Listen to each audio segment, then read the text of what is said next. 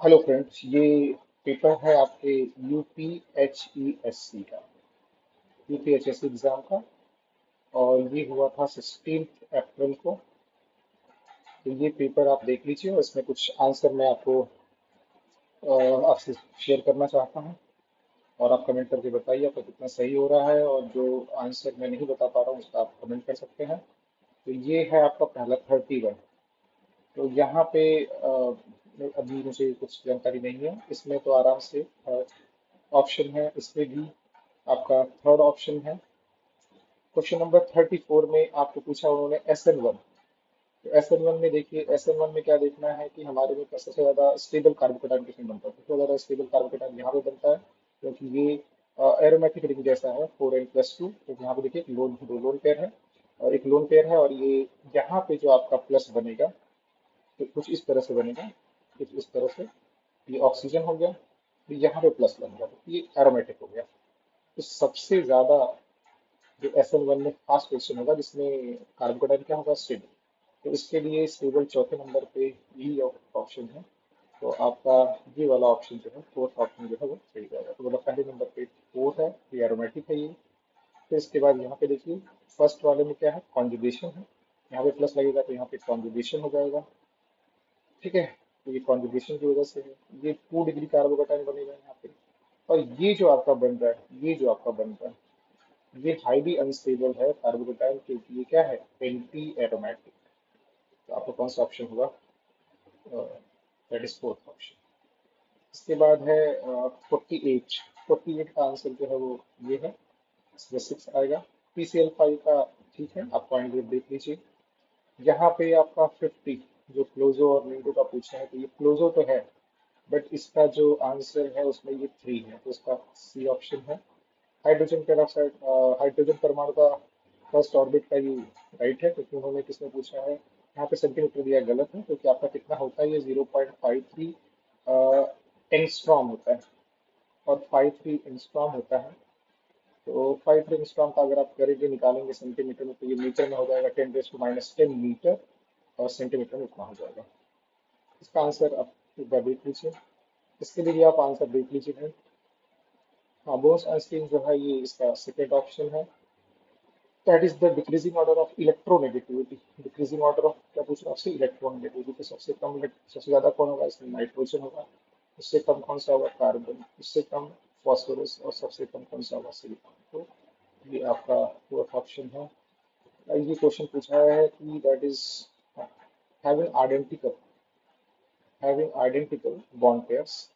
Identical bond pair का मतलब अपने को बॉन्ड ऑर्डर निकालना था, तो आपको पता है कि N2+, मतलब कितने हो गए इसमें, इलेक्ट्रॉन हो गया 13, और 13 के लिए होता है 2.5। और O2+ में कितना हो गया 15, और इसके लिए भी कितना होता है 2 था। तो ए में बराबर में F2 और Na2 है, तो ऑब्वियस है कि F2 में 1 होगा, बट Na2 में कितना होगा, 0। तो ये बराबर नहीं है। तो बी ऑप्शन किसमें है, इसमें है। अब अब इसको देख लेते हैं, सी। सी में कितने हैं, देखिए O2 2- का मतलब कितने हो गया, O2 2- का मतलब हो गया 18। 18 का मतलब बॉन्ड ऑर्डर 1 हो गया। और B2 में तो 10 होता है, 10 का 1 होता ही है। तो ए और सी। इसको आप सॉल्व करेंगे तो आपका आंसर अप्रोक्सीमेटली ये आने वाला है।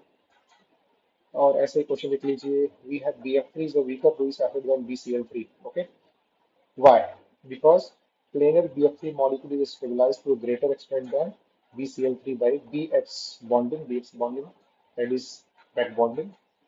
back bonding, ये जो B है, ये F के साथ यहाँ पे इसका अच्छे से back bonding हो जाएगा। तो इस पे जो बोरोन है, इस पे इलेक्ट्रॉन डेंसिटी क्या है, ऑलवेल है, तो इसका लुईस एसिड करेक्टर कम हो जाएगा। तो वीकर लुईस एसिड है, सही बात है। पर क्यों है, बिकॉज ऑफ बैक बॉन्डिंग। हाँ, ये देखिए क्वेश्चन जो है, कौन पेरोक्साइड बनाता है और कौन। तो आपको याद रखना है कि ग्रुप 1 में केवल लिथियम जो है वो पेरोक्साइड बनाता, डू नॉट फॉर्म पेरोक्साइड। तो लिथियम जो है वो केवल ऑक्साइड बनाता है, और पेरोक्साइड नहीं बनाता। और सोडियम जो है वो केवल पेरोक्साइड बनाता है और ऑक्साइड बनाता है। सोडियम क्या बनाता है, दो ऑक्साइड। और क्या बनाता है, पेरोक्साइड। और लिथियम क्या बनाता है, केवल और केवल क्या, ऑक्साइड। तो कौन सा ऑप्शन यहाँ पे, ये क्वेश्चन डायरेक्ट है, ये आपका डी है। ये एक्सप्लोसिव होता है, एक्सप्लोसिव एक्सप्लोसिव होता है ये। यहाँ पे आपके पास ये पिछली बार का भी क्वेश्चन है, मतलब एट्रोपीज में नंबर एडवर्टीजमेंट नंबर 50 में भी आया था। और यहाँ पे पोलोग्राफी में जेनेटिक हम यूज करते हैं। added to this because to reduce the risk। B option. Limited, that is क्या लिखा है, correct sequence of increasing order of number of unpaired electron. तो यहाँ पे Ni+2, तो यहाँ पे देखिए दिखा मैंने 3D8, 3D8 का मतलब है कि आपको कितना हो जाएगा, इसमें दो अनपेड हो जाएंगे। इसमें 7 है तो इसमें 3 अनपेड हो जाएंगे, यहाँ पे 4 अनपेड है और यहाँ पे 5, तो सेकंड ऑप्शन इसका हो जाएगा। यहाँ पे आपको पता ही है मोसरगर एक्टिव कौन से हैं, कोबाल्ट नहीं है, बाकी सब होते हैं। ये क्वेश्चन का अभी कुछ आंसर अपने को नहीं पता है।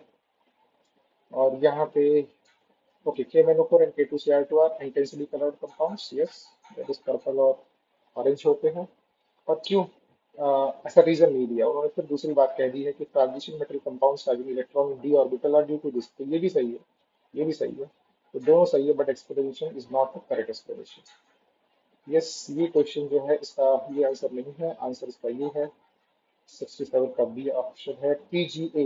TGA में डाउट है कि ए है डी है, एक बार इसको कंफर्म कर लीजिएगा आप लोग। और इसमें तो सेकंड ऑप्शन है। यहाँ पे अपने को याद रखना है, इसमें साइन भी होता है, एक्सो भी होता है। तो यहाँ पे सीएल, यहाँ पे टेक, ये बेंजाइन मैकेनिज्म के थ्रू जाएगा, कौन से मैकेनिज्म के थ्रू, बेंजाइन। तो जहाँ पे सीएल है वहीं पे अगर आप NH2 ऐड कर देंगे तो यहाँ पे भी NH2 ऐड कर सकते हैं। और दूसरा है कि आप यहाँ पे भी NH2 ऐड कर सकते हैं। तो यहाँ पे NH2 ऐड किया तो ये साइन हो गया, और यहाँ पे ऐड कर दिया तो ये एक्सो हो गया, तो मतलब इसमें कितने बनेंगे, दो। और ये आपको देखना है इसका आंसर क्या है, इसका आंसर नहीं पता है। और इसका ए ऑप्शन है, यहाँ पे देखिए दैट इज कॉम्प्लेक्स बी। तो T2G B configuration of CO+2, तो आप देखिए CO+2 है, CO+2 है तो कितना होगा, 3D7, 3D7 होगा। तो आप ऑक्टाहेड्रल है, और ऊपर से कैसा है, इनका 4 आ रहा है, 4 आ रहा है, तो 1 2 3 4 5 6 7, 6 7, ठीक है, ये 6 7। तो कितने अनपेड होगा, 3, और 3 अनपेड पे n=3 होगा तो कितना आता है, 3.9 के आसपास आता है। तो अप्रोक्सीमेट कितना ले सकते हैं, 4। ये पूछा किसमें सही है। अब दो ही तो इसके हो सकते हैं, ये तो हो नहीं सकता, चार ही इलेक्ट्रॉन, इसमें तीन ही है तो हो नहीं सकता। तो बच्चा आप बी और सी, बी और सी में सी करेंगे तो आएगा नहीं, तो कौन सा आएगा, बी, विच, तो दैट इज बी ऑप्शन। हाँ, ये इनर्ट पेयर इफेक्ट की वजह से क्या होता है, +2 की स्टेबिलिटी बढ़ जाती है, +1 की स्टेबिलिटी सॉरी बढ़ जाती है। और उन्होंने पूछा है कि the symmetric absorption visible region of this is caused by, तो टिटेनियम में टिटेनियम +3 है, तो कितना होगा, 3D1। तो इलेक्ट्रॉन कहाँ से जा रहा है, डी से, D1 से, फिर से क्या डी में ही जा रहा है, मतलब T2G से किधर जा रहा है, E। तो बिकॉज ऑफ दिस, ओके।